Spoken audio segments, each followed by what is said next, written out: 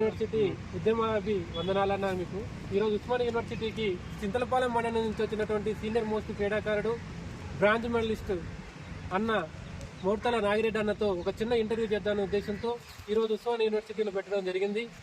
మరి ఇక్కడికి యూనివర్సిటీకి వచ్చినటువంటి అన్నకి ముందుగా ధన్యవాదాలు. అన్న, ముందుగా మిమ్మల్ని ఒక క్వశ్చన్ అడగాలనుకుంటున్నా అన్న. ఈ మధ్య చూసుకున్నట్టయితే సోషల్ మీడియాలో విపరీతమైనటువంటి ట్రోల్స్ చూస్తున్నాం. ఈ మధ్య విపరీతమైనటువంటి పెడుతున్నారు సోషల్ మీడియాలో కబడ్డీ అసోసియేషన్ గురించి.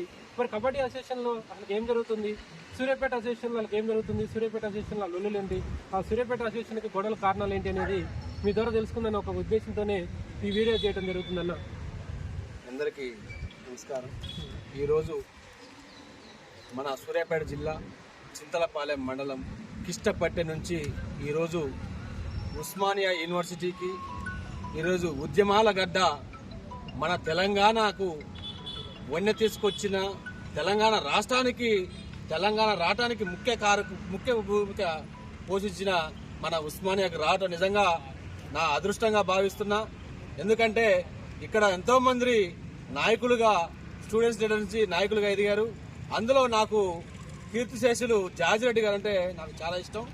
ఈరోజు నాకు ఈ అవకాశం ఇచ్చిన తమ్ముడు సూరికి హృదయపూర్వక ధన్యవాదాలు తెలుస్తూ వస్తే తమ్ముడు. థ్యాంక్ యూ అన్న.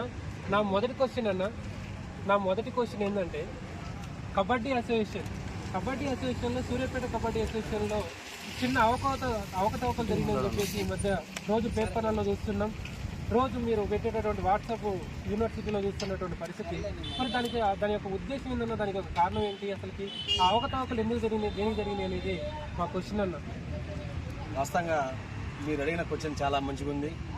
దాన్ని వివరించే బాధ్యత నా మీద కూడా ఉంది. వాస్తవంగా చెప్పాలంటే ఇందాక మీరు అన్నారు కబడ్డీలో మెడల్ వచ్చిన మీకు ధన్యవాదాలని చెప్పి.